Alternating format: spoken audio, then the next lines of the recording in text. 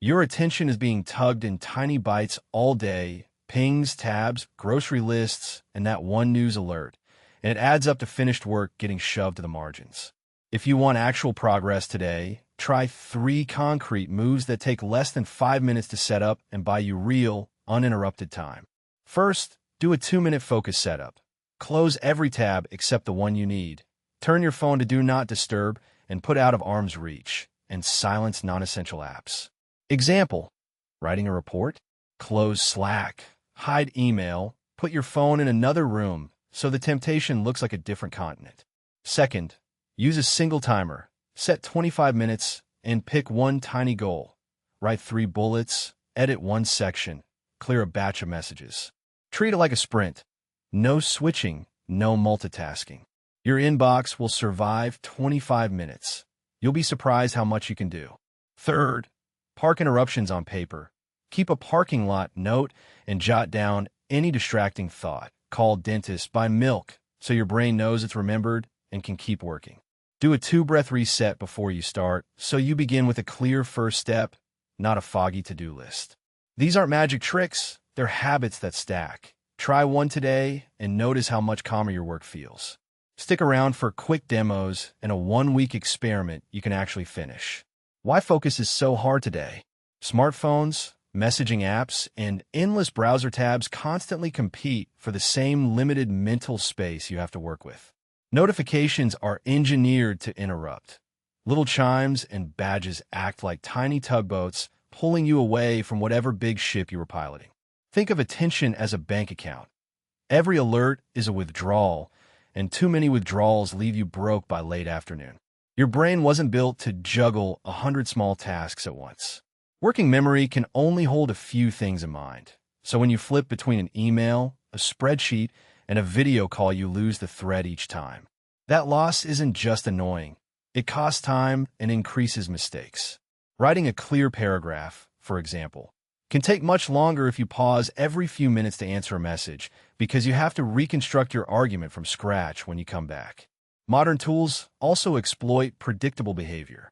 Social feeds use intermittent rewards, likes, shares, surprises, to keep you scrolling, and that intermittent reinforcement is addictive in a low-key way. Algorithms prioritize what keeps you engaged, not what helps you get work done. So the more you open an app just to check, the more likely you are to end up somewhere you didn't plan to be, and the harder it becomes to return a focused effort. Workplace norms make this worse. Instant response expectations, back-to-back meetings, and open-plan noise create a culture where being available beats deep concentration. Remote work trading commute time for fragmented home interruptions blurs boundaries, too. 1 minute you're on a report, the next you're negotiating dinner plans while half listening to a call. Those constant switches keep you in a state of partial attention, which feels busy but rarely produces meaningful progress. Stress, sleep loss, and simple bodily needs also chip away at focus. When you're tired or anxious, your prefrontal cortex, aka the part of the brain that helps you plan and resist distractions, works poorly. Small physical fixes can matter. Water, short breaks, and a quick walk reduce fog more reliably than another caffeine hit. Mental clutter plays a role as well. Dozens of open tasks act like background noise. Closing irrelevant tabs and writing a single next step on a sticky note can cut that noise dramatically. Finally, there's a cultural myth that multitasking equals productivity. In reality, switching tasks fragments attention and satisfaction. Completing one important chunk of work feels better and is faster than juggling several half-done items. Treat your attention like a focused flashlight instead of a disco ball. Point it steadily, and you'll light more of the path ahead. Main sources of everyday distraction. Smartphones, email, and instant messaging create constant attention pulls that break concentration. A message buzz, a banner, or an unread badge can trigger a reflex. Your hands reach for the device before your brain finishes the sentence you were writing. Social feeds and algorithm-driven apps are designed to keep you scrolling, offering small surprises that hijack moments meant for work or rest. Example: you meant to check one notification and then scrolled into comments, ads, and another unrelated thread. That's not laziness. It's product design working as intended. People and interruptions at work are another major source. Open-plan offices, drop-by questions from coworkers, and Anno Domini Hoc meetings slice work into tiny fragments. At home, family members, deliveries, and chores ask for attention at inconvenient times. Picture being mid-thought and someone asks a quick question. What feels quick to them can take you several starts and stops to recover from. These social pulls are often polite obligations. They're also predictable patterns you can notice. Physical environment factors quietly sap focus too. Clutter on a desk competes for visual attention. Bright or flickering lights distract your eyes, and background noise, conversations, traffic, or appliances creates a low-level drain on cognitive resources. Sensory discomfort, like an uncomfortable chair or a room that's too warm, pulls energy away from thinking. Small visual or audio inputs multiply. A messy surface is like having a dozen little alarms whispering for your brain. Internal distractions are as real as external ones. Hunger, fatigue, anxiety, and intrusive thoughts steer attention away from the task. Worry about tomorrow's obligations or a half-remembered errand can replay in the background like a scratched record. Multitasking illusions also count. Switching between tabs, apps, and projects feels productive, but each switch forces your brain to rebuild context. That cognitive cost is invisible but cumulative. It's why you sometimes finish a long stretch of work and feel like you did a lot, but can't point to deep progress. Designing a focus-friendly workspace. Sight and sound are the two biggest drivers of attention in a workspace, so controlling what your eyes and ears encounter is the first practical move.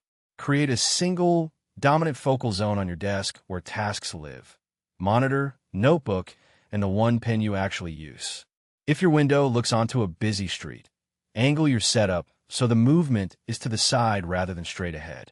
If you prefer the view, use it as a short reward between blocks of work instead of a constant visual magnet. Lighting and posture effect focus more than most people expect. Position your desk so natural light comes from the side. That reduces glare and keeps your eyes comfortable. Add an adjustable task lamp for close work and a screen placed roughly an arm's length away with the top of the monitor at or just below eye level. If you're working from a laptop, raise it on a stand and use an external keyboard and mouse so your neck doesn't pay the price later. Clutter is attention fast food, tempting and quick to reach for, but it slows you down. Keep only the items you need for the task in front of you and put everything else in a drawer, basket, or labeled bin. Try a box for later method. If something distracts you but belongs to a different task, pop it in the box and close the lid.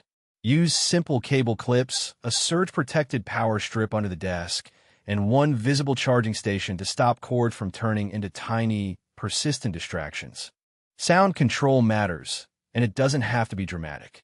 Noise-canceling headphones are an obvious choice. Short bursts of white noise or a steady ambient playlist can turn a chaotic office into a bubble of productivity. Soft rugs, wall hangings, and a bookshelf with boxes also absorb sound. If you share space, a small sign or a colored desk flag indicating deep work tells coworkers to approach only for emergencies. Designate clear zones so your brain knows what to expect in each spot. Make one corner for focused work, another for meetings or phone calls, and a separate shelf for reference material. This is especially helpful in small apartments. Use a rug, a plant, or a folding screen as a visual boundary. For devices, put your phone in a drawer or on Do Not Disturb during focus blocks. Set alarms for breaks so you don't worry about missing things. Keep personalization minimal but meaningful. A plant, a photo, and one object that makes you smile are enough to humanize the space without cluttering it. Light scents can help you build a ritual. Peppermint for alertness, lavender for winding down, but don't overdo it if others will be sharing the air. Finally, treat your workspace like a tool. Tweak one thing at a time, test it for a week, and keep what helps. Small, steady improvements beat perfect redesigns you never finish. Simple focus techniques you can test. The human brain is built to do deeper work in focused bursts, Every time you switch tasks, you pay a mental price that shows up as slower progress and more errors. Start small when testing techniques. Pick one specific task, set a simple measure, minutes uninterrupted, words written, or a tiny checklist, and run a single trial of 25, 50 minutes so you can compare methods without wasting time.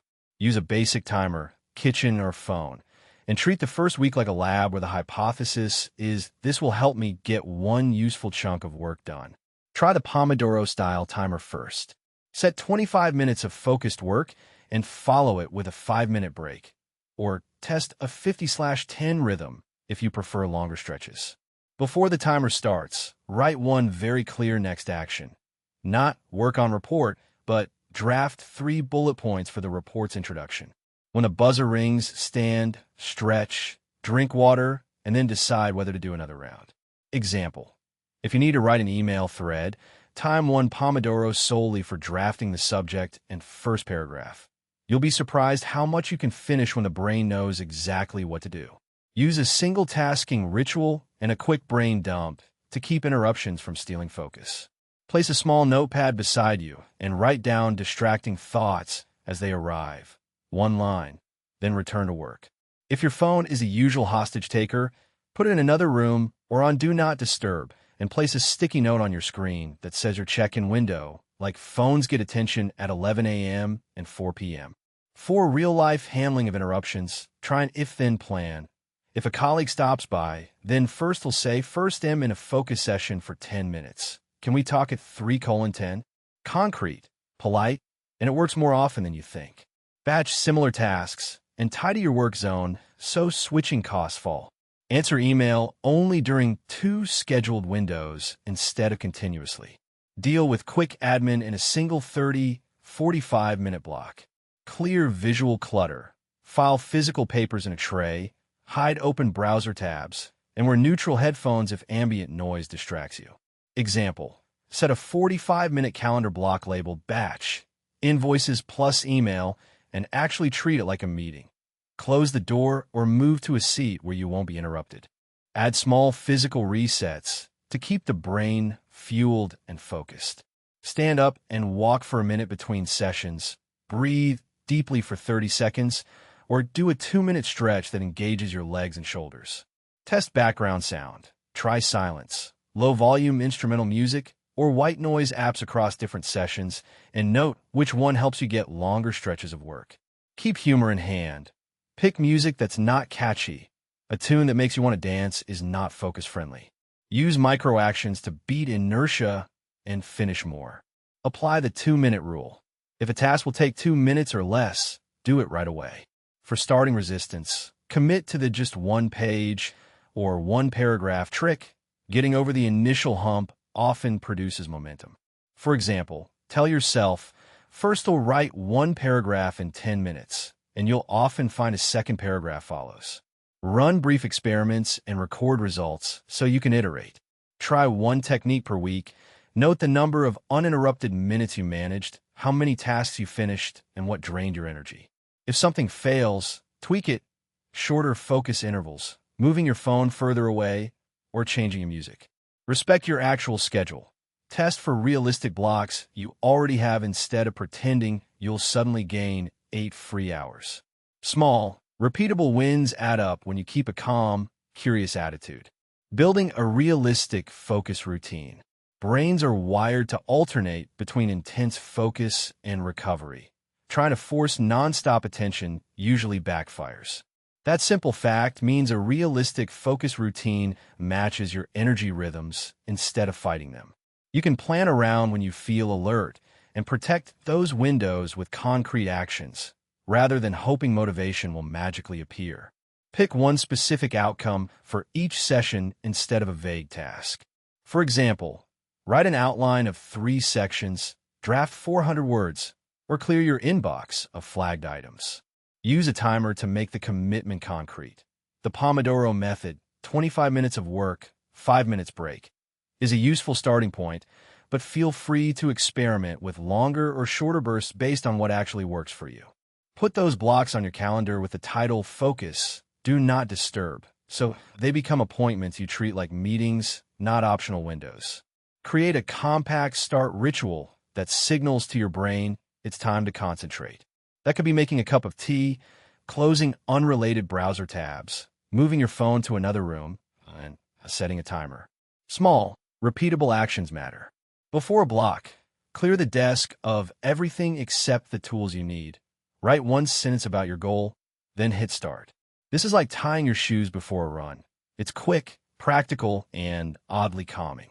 Design the environment to reduce friction. Turn off non-essential notifications.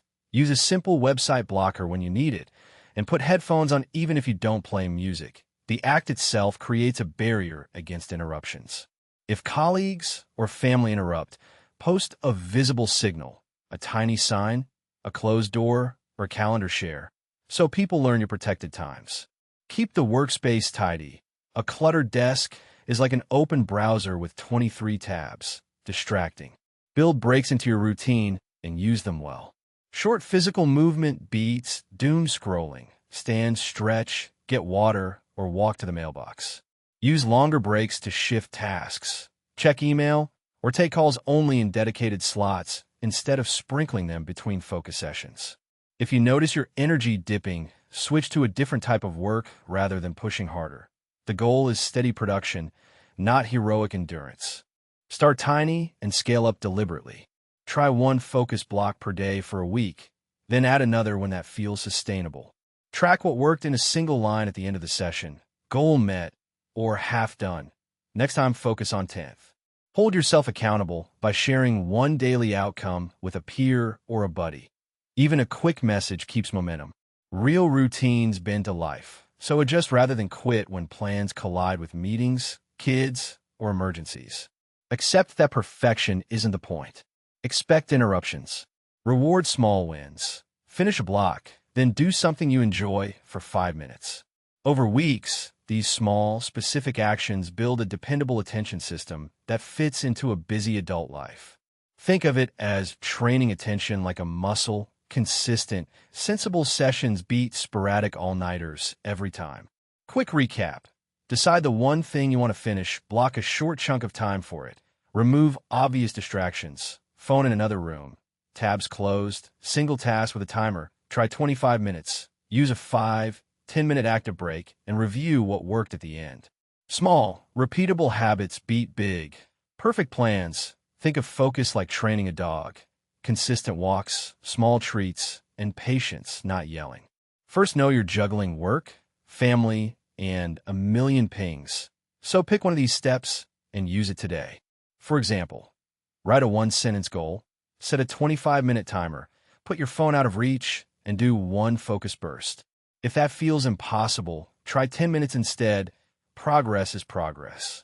If this helped even a little, tap like and subscribe so you don't miss the next video where first test 3 simple timers and a 20-minute reset routine you can use after interruptions. Share in the comments which step you'll try first or the distraction that bugs you most. First, read them and adapt future tips to real struggles. Small, steady fixes beat motivation drama. You've got this, one short focus session at a time.